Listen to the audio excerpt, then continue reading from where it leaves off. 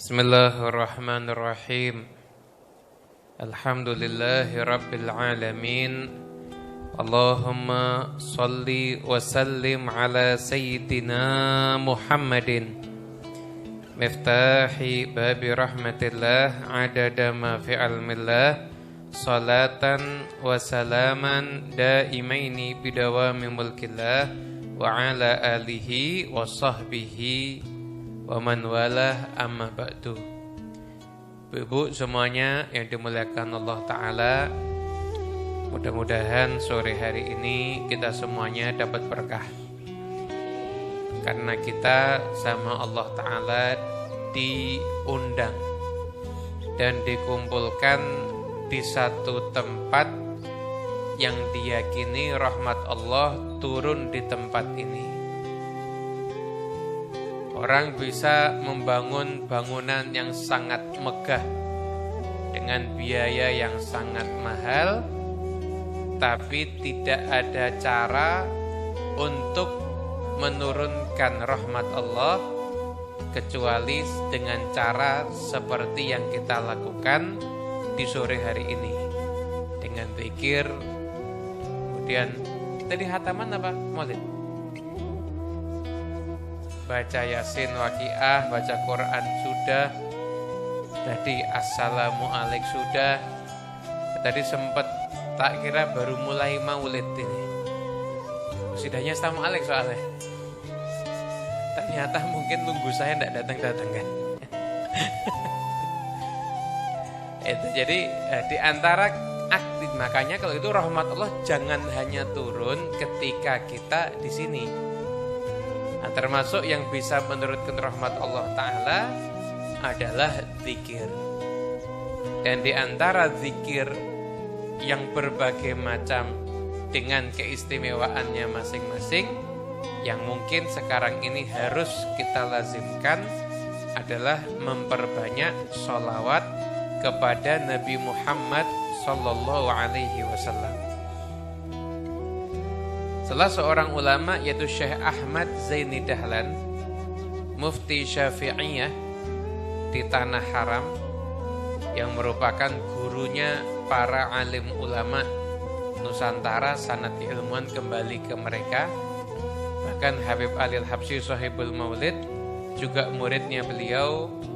Sanad keilmuannya ulama-ulama di Indonesia ini juga sampai kepada beliau semua. Semua ulama banyak sanadnya sambung ke beliau karena beliau mufti Syafi'iyah.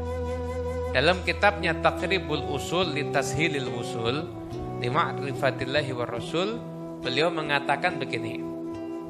Qala katsirun min a'immatit thariq al-muqtada bihim, berkata banyak imam thariqah yang layak untuk diikuti. Apa perkataannya?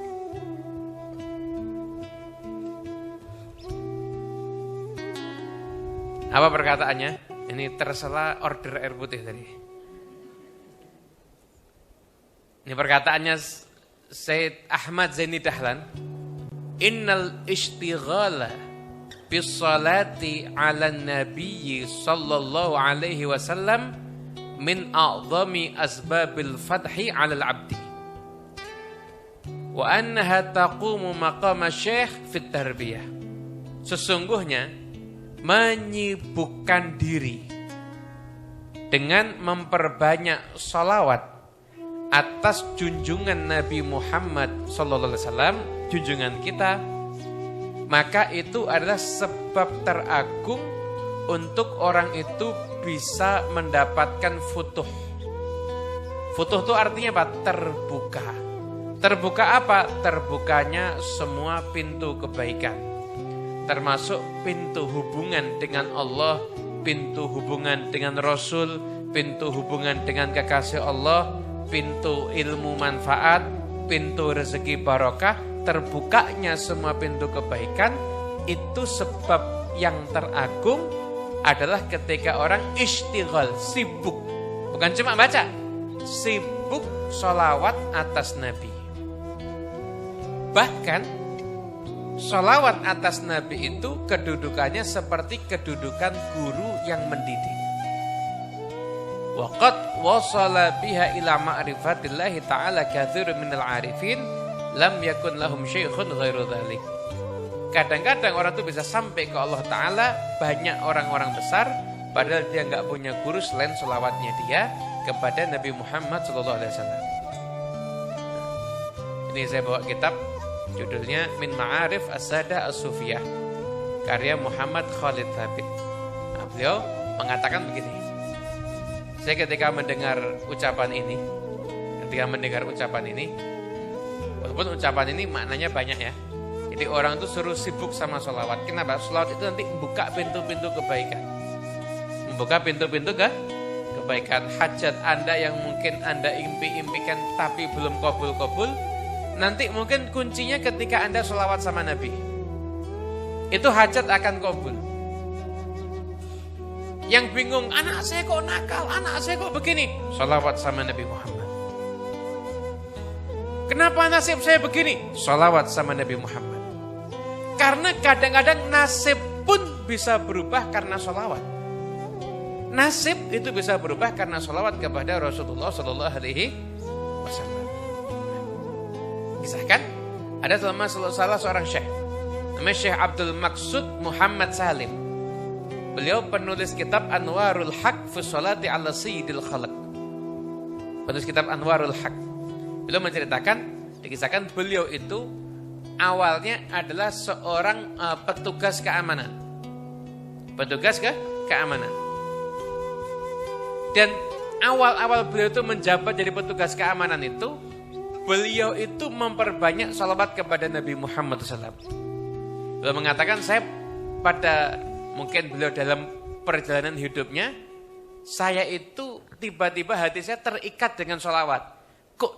Senang sholawat ya, mungkin dengarkan ceramah tentang sholawat, atau mungkin baca keutamaan sholawat, tiba-tiba tertarik untuk memperbanyak sholawat kepada Nabi.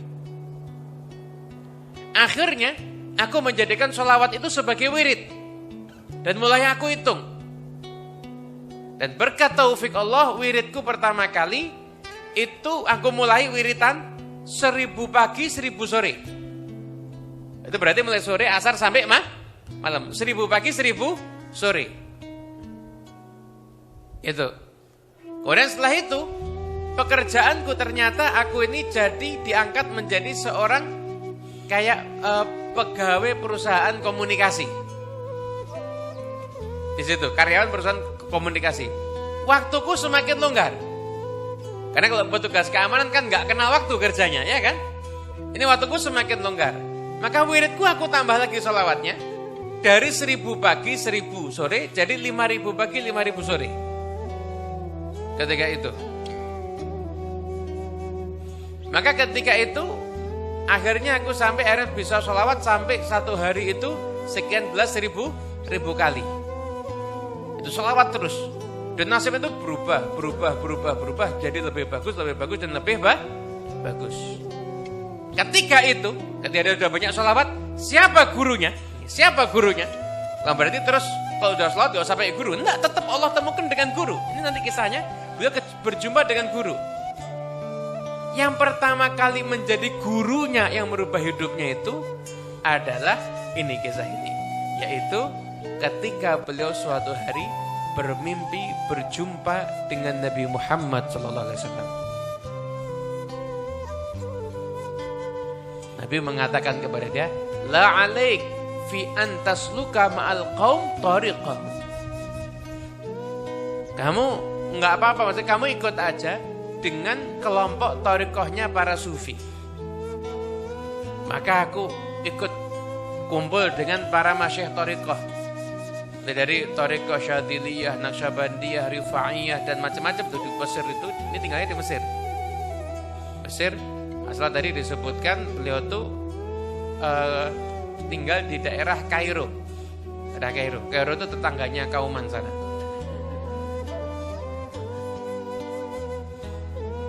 Ini punyai bilang Maroko berarti ngikuti Piala Dunia. Akhirnya beliau kemudian pindah dari tempatnya terus pindah ke Kairo. Pindah ke Kairo, dan kemudian bertumbuh dengan para guru. Akhirnya beliau menekuni profesinya menjadi seorang sufi. Bukan berarti nggak kerja loh ya, tapi beliau itu belajar ilmu tasawuf dari para masyayikh thariqah yang sanad keilmuannya bersambung sampai ke Nabi Muhammad SAW. Akhirnya beliau itu karena senang sholawat, tiba-tiba terlintas dalam pikiran beliau itu pengen membuat buku tentang sholawat. Di sholawat yang ada dalam kreasi beliau itu mau dituliskan ketika itu. Dia dikasih nama Anwarul Haqi fi Sholati ala Sayyidil Khalqi Sayyidina wa Maulana Muhammad. Nah, kata beliau ketika itu dia akhirnya gak apa lama setelah itu mimpi lagi ketemu Nabi Muhammad. Beliau bilang sama Rasulullah, ya Rasulullah, aku ingin engkau melihat sholawatku ini. Kata Nabi, diterima sholawatnya. Saya sudah lihat, kata Nabi begitu. Terus kemudian beliau akhirnya karena sudah dapat jaminan ini diterima sama Nabi, maka sholawat itu mulai dicetak di mana-mana. Bahkan ada juga beberapa bulan setelah itu, maka beliau sudah dirapikan ini, minta izin sama Nabi. Ya Rasulullah, kalau sholawat ini saya cetak gimana? Cetak, enggak apa-apa. Akhirnya bukunya Anwarul Haq ini, sholawat ini sampai ada di mana? Di mana-mana. Akhirnya Syekh Abdul Maqsud Salim ini itu ketika wafat tahun 77 Masehi, berarti belum lama. 77 Masehi itu berarti berapa tahun yang lalu itu?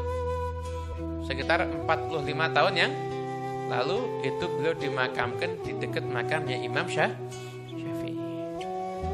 Ini berubah nasibnya jadi orang besar karena memperbanyak selawat pada Nabi Muhammad sallallahu alaihi wasallam. Sekarang ini saya yakin ini ibu-ibu begitu denger ini langsung kepengen banyak selawat ya. Ya, di sini. Pakai sandal, naik motor sampai rumah. Masih ingat. Tapi semangat sudah besok pagi. Semangat semakin besoknya lagi. Ya kita minta sama Allah, semoga insya Allah semangat sholawat terus sama Nabi Muhammad. Nah, biar kita itu semangat sholawat terus sama Nabi, kita harus sadar, kita harus ngerti bahwasanya ini sholawat manfaatnya besar dalam kehidupan kita. Ini sholawat manfaatnya aku dalam kehidupan kita. Kita ini sekarang kalau kita ngukur dosa kita nih banyak ya kan? Banyak dosa kita. Kita sekali duduk sama teman tuh bisa berapa orang yang kita rasani. Komplit, tetangga dekat, tetangga jauh, masih hidup sudah mati, kena semua. Nah sekarang ini kita perlu bacaan yang untuk mencegah kita agar kita selamat daripada perbuatan maksiat. Biar gak ngunjing orang. Kita jadi semakin baik seperti kita dibimbing selalu oleh guru adalah sholawat kepada Nabi Muhammad Sallallahu Alaihi Wasallam. Kata Habib Abdullah bin Alawil Haddad beliau mengatakan cukup keutamaan sholawat itu ketika Allah mengatakan siapa sholawat kepadamu wahai Muhammad sekali, aku bersolawat kepadanya. Seandainya Allah bilang sekali itu udah cukup. Dik seandainya tidak pernah ada riwayat, tidak pernah ada bahkan hikayat tentang keutamaan sholawat, kecuali Allah Ta'ala menyampaikan kepada Nabi yang sholawat kepada Nabi dibalas sama Allah sholawat satu, umpama sama Allah dibalas hanya satu, itu udah cukup. Tapi bagaimana sekian banyak riwayat tentang sholawat, sekian banyak hikayat orang yang mendapatkan kemuliaan sholawat, dan lebih istimewanya lagi orang yang sholawat kepada Nabi Muhammad satu kali, Allah bersholawat kepada dia 10 kali. Kalau Anda bertemu dengan seorang kekasih Allah yang soleh, Anda didoakan dengan doa yang sama, semoga Allah merahmatimu 10 kali. Rasanya udah terbang hati ini. Gimana kalau Rabbul Alamin yang mendoakan Anda 10 kali? Kok bisa Allah Ta'ala sampai mendoakan Anda 10 kali? Karena Anda sholawat 1 kali kepada kekasihnya yaitu Nabi Muhammad SAW. Karena itu ayo sholawat. Nah, kiat biar kita itu ingat sholawat. Sekarang ini mulai sering-sering kalau pergi kantongin tasbih. Pergi kantongin tasbih. Nanti kalau megang tasbih kan riak, Beb. Nggak usah mikir riak dulu. Pokoknya sholawat dulu. Nanti riak dibahas urusan lain. Tapi sholawat dulu. Sholawat dulu. Sampai sholawat itu seperti nafas Anda. Sampai sholawat itu seperti makan Anda. Anda kalau tidak di rumah, di luar, lagi lapar, cari makan enggak? Sampai roh Anda itu lapar kepada sholawat. Kalau enggak sholawat sama Nabi, maka enggak usah pakai tasbih, enggak apa-apa. Tapi untuk sementara kita yang pemula, pegang tasbih. Banyak sholawat kepada Nabi, pegang tasbih itu mulia. Ada salah seorang ulama yang beliau mimpi ketemu sama Nabi. Mimpi ketemu Nabi. Nah ini enggak bisa dikatakan masuk kategori hadis sahih atau hadis hasan atau hadis dhaif atau mutawatir atau tidak. Karena ketemunya Nabi dalam mimpi, tapi mimpi ketemu Nabi itu hak. Makanya kalau Nabi ada pesan di dalam mimpi, pesannya itu berarti sesuatu yang hak. Nabi pesan sama dia, kamu kalau minum kopi, selama rasa kopi itu masih ada di mulutmu, rasa kopi itu masih ada di mulutmu, maka malaikat ngesifarin kamu. Jangan coba. Kok merah? Oh wedang ternyata. Baru saya lihat, saya kira kopi ini, ternyata wedang. Jadi selama rasa kopi itu, kalau kopi langsung, saya akan berikan contohnya. Tapi karena wedang, nanti contohnya setelah pengajian. Kalau minum kopi, tujuannya adalah memang pengen melek supaya dapat kopi kan? Tujuannya apa? Pengen nyeruput ngelak. Tidak dapat. Saya pengen ngaji nih, pengajian sore biar serius melek. Makanya minum kopi. Niatnya itu. Maka selama rasa kopi di mulut Anda, malaikat ngisifarin Anda. Ini ulama mimpi. Mau percaya? Boleh. Gak percaya? Monggo. Saya percaya. Anda insya Allah juga percaya sama. Karena yang mimpi orang soleh. Yang ditemui di dalam mimpi Nabi Muhammad SAW. Gitu. Yang kedua, selama tasbih itu ada di kantong, dia dihitung seperti orang yang berzikir. Yang ketiga, orang ziarah ke wali. Baik walinya itu hidup ataupun wafat, sekalipun duduknya cuma sebentar, lebih afdal daripada ibadah sampai terputus-putus anggota tubuhnya. Insyaallah itu barokah daripada ziarah kepada awliya Allah dengan catatan waliullah. Yang diziarahi walian, apalagi wali murid beda lagi. Yang diziarahi itu walinya Allah Subhanahu wa ta'ala. Karena itu yuk kita perbanyak sholawat sama sholawat sama Rasulullah SAW. Nanti agar kita semuanya itu jadi orang yang dekat sama Nabi. Karena kita mau beramal, kita ini amal yang berat-berat sudah susah. Mau tahajud istiqomah juga susah. Baca Quran sehari 1 juz 2 juz juga susah. Makanya tambal kekurangan kita dengan sholawatnya kita kepada Rasulullah SAW. Insya Allah berkat sholawatnya kita sama Rasulullah, maka kekurangan kita semuanya akan ditambah oleh Allah Subhanahu wa ta'ala. Ingat-ingat pesan ini, sholawat itu bisa merubah nasib kita. Orang yang celaka karena banyak sholawat diusap sama Nabi, wajah gelap jadi terang. Banyak kisahnya. Anak yang mungkin kurang nakal atau anaknya ada satu kekurangan yang sudah bingung kesana kemari nggak ada solusi, mari ibunya sholawat sama Nabi, ayahnya diajak sholawat sama Nabi. Insya Allah sholawatnya itu akan jadi sebab anaknya itu diberikan kebaikan oleh Allah Ta'ala.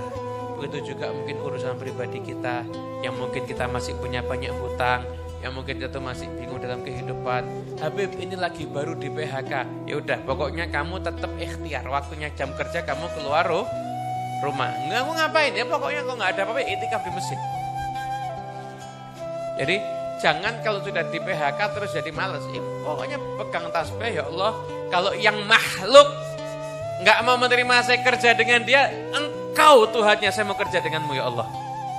Ya pokoknya kerja nanti bantu ya orang, khidmat sama orang, datang ke masjid mungkin bersih-bersih masjid ada pengajian ya ikut dengarkan pengajian, ikut salat jamaah di masjid. Ya kerja, nanti kerja sama Allah. Siapa tahu nanti dapat rezeki dari sisi yang tidak diduga. hidup ini disetel memang buat kita itu bingung. Tatanan dunia ini dibuat sama Allah Ta'ala memang buat dijadikan dunia itu tidak enak. Dunia ini mau disetel untuk tidak enak. Kenapa? Biar kita tidak usah nyaman-nyaman. Nanti nyamannya di akhirat aja. Tapi kekasih Allah tetap tidak enaknya itu tetap bisa merasakan enak. Kenapa? Karena hatinya dekat sama Allah Subhanahu Wa Ta'ala. Ala inna awliya Allah la khaufun alaihim walahum. Dan mereka kekasih Allah itu apa? Gak pernah takut dan juga gak pernah sedih. Kita juga minta yang sama kepada Allah Ta'ala insyaAllah.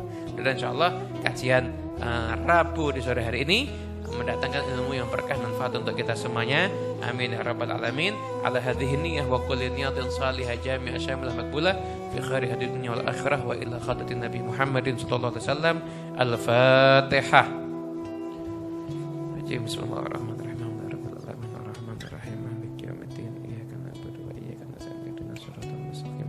صراط الذين أنعمت عليهم غير المغضوب عليهم ولا الضالين آمين.